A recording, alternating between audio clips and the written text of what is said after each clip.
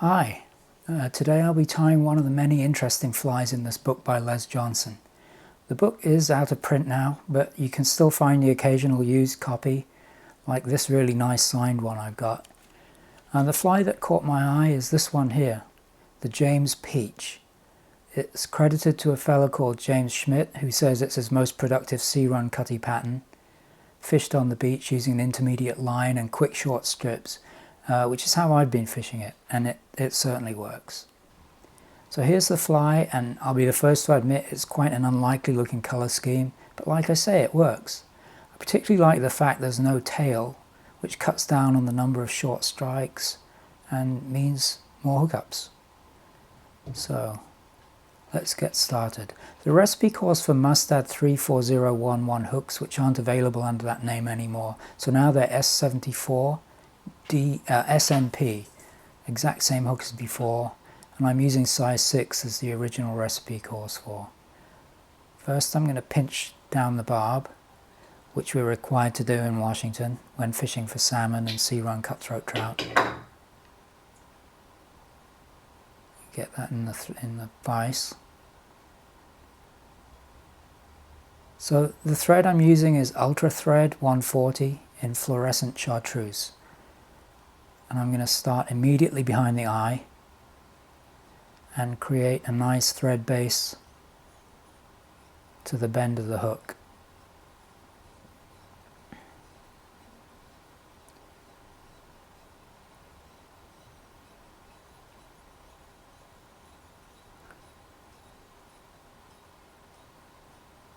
Whoops. All right.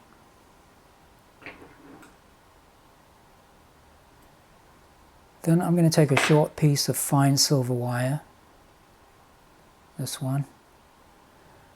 Just a few inches will be enough. And this is going to be a rib on the body of the fly. So I'm going to lay the wire along the top of the hook so that it reaches to about 5 or 6 millimeters from the eye. Like that. And then just catch it for now with a couple of turns. That's good. Now I'm going to prepare a length of chenille for the body. I'm using fluorescent orange in medium size. So, taking the end of the chenille, I'm going to strip away the fibers from the core of the material, just using my fingernails to approximately the same length of wire. And I'm going to wrap that onto the hook. I'm just going to use an occasional tap of my fingertips between turns to keep the core of the chenille on the top of the shank. That'll do. There.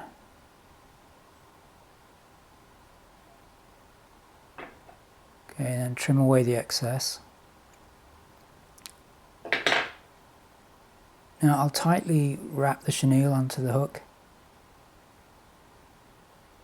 until I've reached the point marked by the end of the wire, which is also going to be basically the transition point between the body and the head.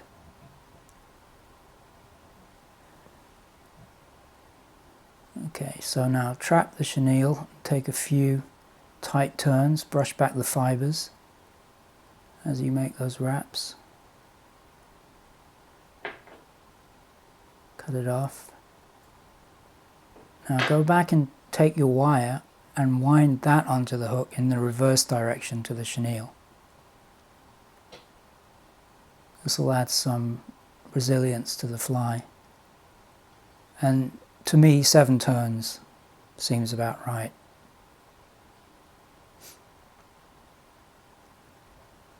And then trap it tightly, and never use your good scissors to cut wire. My doctor just removed some little sutures from a cut, and he knows I'm a fly fisherman. He offered me the scissors that he used because he told me they weren't allowed to reuse them. So those are the ones I'm using for wire. Okay, Now the original recipe calls for a wing made of polar bear. Well, we don't use that, so I'm substituting calf tail, and I'm going to select just a small bunch of hair.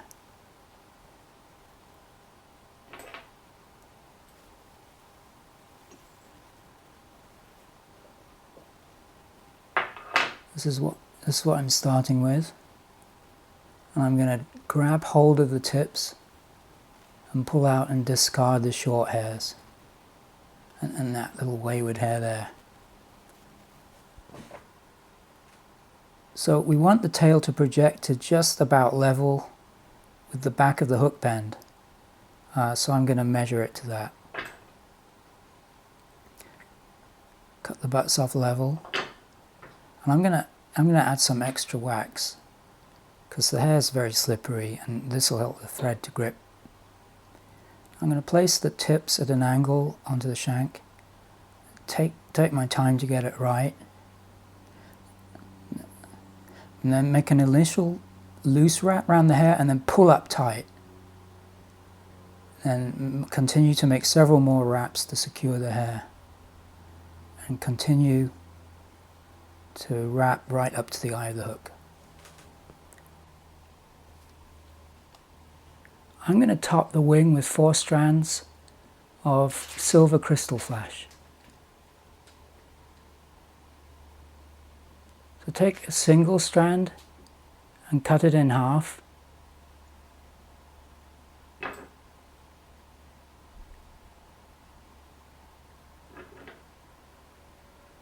Then wrap those 2 pieces around the tying thread from the front and pull them up to the top of the hook.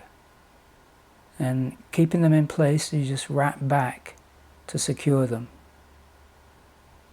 And just adjust them as you go until you have them just the way you want them. And you should end up with your thread back at the front of the orange chenille body. Cut the flash to the length of the wing. Now for the head, I'm using a fluorescent chartreuse chenille, but this one is an ultra chenille. It's a bit harder and slightly narrower than the body, so it'll sit better on top of that extra bulk from the tied-in wing.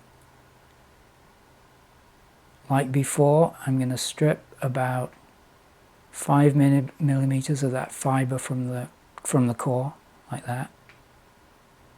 There we go, that's right. And I'll tie that onto the hook,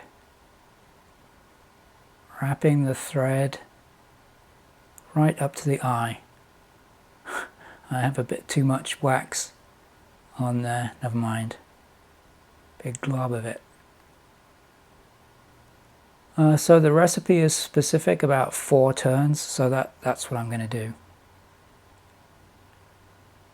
That's 4. So now trap the chenille with the thread and tie it in as securely as you can. There.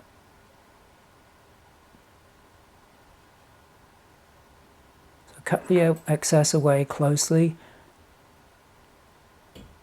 Now add a few more turns just to make a tiny little thread head.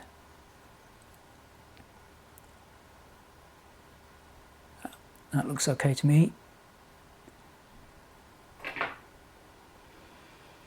And put in a whip finish.